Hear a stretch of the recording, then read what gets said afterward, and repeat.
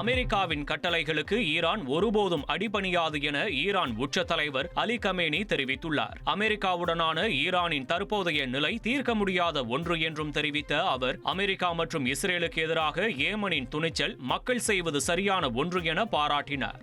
அமெரிக்காவில் உள்ள கலிபோர்னியா மாகாணத்தில் ஏற்பட்ட காட்டுத்தீ காரணமாக அப்பகுதி அடர் புகை மூட்டமாக காட்சியளிக்கிறது. இந்த தீ விபத்தில் 6803 ஏக்கர் பரப்பளவில் காடு எரிந்து நாசமாகியுள்ள நிலையில் இதுவரை 11% அளவில் தீ கட்டுப்படுத்தப்பட்டிருப்பதாக தெரியவந்துள்ளது. காட்டுத்தீயை கட்டுப்படுத்தும் பணியில் தரைவழி மற்றும் வான்வழி தீயணைப்பு பயன்படுத்தப்பட்டு வருகிறது.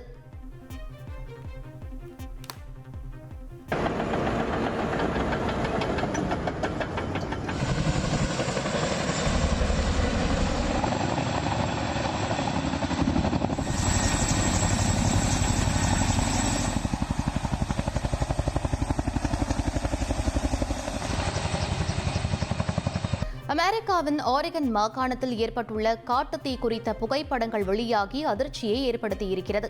இந்த காட்டுத்தீயின் காரணமாக சுமார் 18,000 ஏக்கர் நிலம் பாதிக்கப்பட்டுள்ள நிலையில் அப்பகுதியில் வசித்த சுமார் 1000க்கும் மேற்பட்ட குடும்பத்தினர் அங்கிருந்து வெளியேற்றப்பட்டுள்ளனர்.